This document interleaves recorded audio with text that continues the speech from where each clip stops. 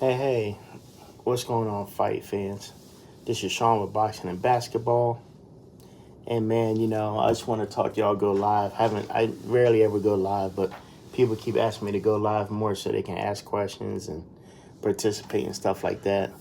So, definitely just going live. I want to talk to y'all about the Anthony Joshua versus Usyk fight, part 2. And I want y'all thoughts and stuff on it. Want to know what y'all thought about the fight. So I did a video earlier talking about the fight, and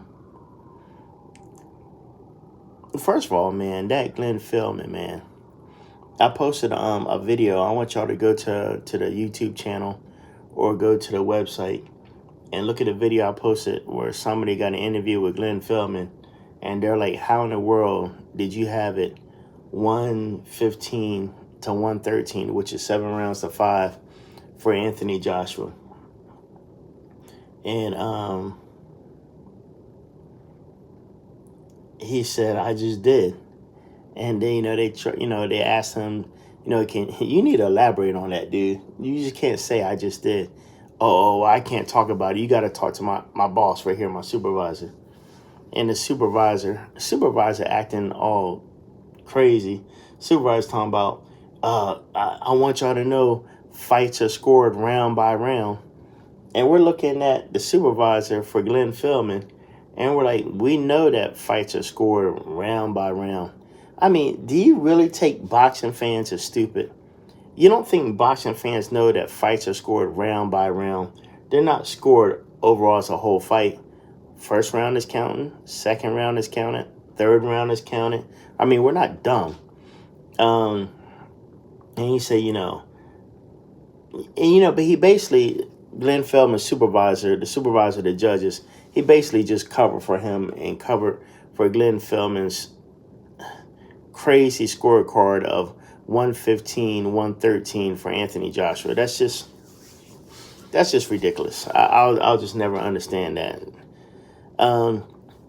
But anyway, here's some things I want to point out about the Joshua versus Usyk 2 fight. Even though Anthony Joshua lost, right? You got to admit, man, his technique looked way better than it has to me in all his fights. He was down in the stance. He was, crunched down.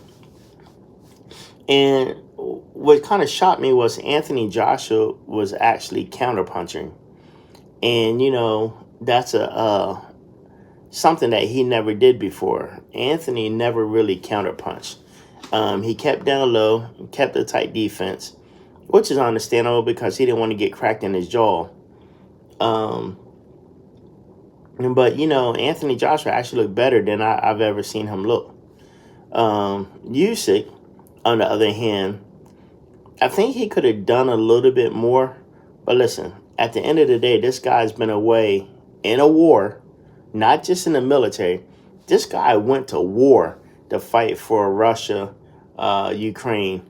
It's fighting for Ukraine, but, he's fighting in the Ukraine war versus Russia, so they can stay free. The country can stay with freedom, right? If I forgot, he was gone for months and months. If Usyk was at home, he would have been training in the gym every week, getting good, improving, preparing again for Joshua. Nonetheless, you got to look at that factor. He was gone all that time and really didn't have a lot of time to train, and he still beat Anthony Joshua. Now, whether you want to admit it or not, Anthony Joshua can crack. The problem with Anthony Joshua, not only can he crack, but the problem is that he can't, if he gets cracked, he gets hurt easily. It kind of reminds me of Randall Bailey. Do you remember Randall Bailey, the little lightweight? Randall Bailey was one of those guys, man, he can knock you out cold, but on the same tip, he can get knocked out cold. You just got certain fighters like that. Man, they can crack and put your lights out, but on the same time, they don't have a chin, and they can get knocked out as well. So, that's interesting, man, in that fight. So, who would have been good for Anthony Joshua? I'm telling you who would have been the perfect, I might do a video on this. The perfect guy for Anthony Joshua would have been a late, great Emmanuel Stewart. Emmanuel Stewart turned the Klitschko's into killers. And it's not that the Klitschko's weren't good before, but, I mean, they can easily get cracked on their jaw and get knocked out easily, right? And Emmanuel Stewart taught them how to use their distance. And he taught them when those guys get in close, you grab and you put them in a bear hug for life. Do not let them get inside and throw punches, them short punches, and cracking your jaw. Because Emmanuel Stewart knew that, Vladimir or Vitaly? One of them actually had a pretty decent chin. Maybe it was Vladimir. I think it was Vladimir. I think Vladimir is the one that didn't really have a tough chin. And Emmanuel Stewart knew that, and he taught them use your distance. And that's something Anthony Joshua needs, because Anthony Joshua can't really take a good punch from a heavyweight. I mean, but he can crack him as well. Don't get it twisted. You know, you might risk getting in there, he might hurt you himself. But anyway, it was a great fight. I don't care what a lot of people say, and you know, believe it or not, sometimes you can lose and still win. I know that sounds like an oxymoron, but he actually looked good, and he really needs to stick to this type of style that he has. There's just one thing that I want to tell y'all that I think that Anthony Joshua really needs to let his hands go more. If Anthony Joshua let his hands go more, he would definitely be a better fighter. And but I'm going to tell y'all something about fighters that don't let their hands go, especially for the heavyweights. Especially heavyweight fighters that don't let their hand go, they are the main suspects of having poor cardio. They don't put in that road work and ring work like they really need to. They rely more on their power versus stamina. But I tell people all the time, what good is your power if you don't have no stamina? If you throw about 20 punches and you're done, you have no more. The power is still there, but you don't have the energy to throw it like you really want to. But listen, Usyk won, great fighter, great southpaw fighter, going from cruiserweight to heavyweight. Definitely want to give Usyk props, especially all that he's overcome fighting in the military, fighting for his country. With that being said, I think the two fights to make next is Tyson Fury versus Usyk. Man, I think those guys will make 25 to 30 million each minimum. And that fight, I think both of them can just go out on top. Definitely Tyson Fury. Win or lose, Tyson Fury can just go out and end his career that way. I don't know who will win between that fight. I'm leaning more 60-40 to Tyson Fury.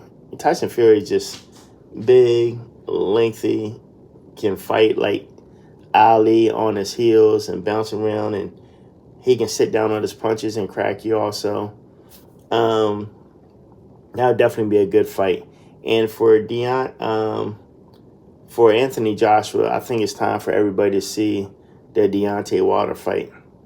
Now, honestly, everybody pretty much knows that Deontay Wilder would beat Anthony Joshua, but I think that would be a good fight for them to go all out. And I think both of those fighters would make 20 to 25 million each, and they can go out on a high horse. So that's definitely something that I want to see. They got a few people on here. Did anybody have any questions or anything they wanted to ask? Let me turn on my chat. Is my chat on? Yeah, I think the chat is on. Yeah, got the live chat on. Anybody had any questions? Give y'all a second to post anything if y'all had any questions for me.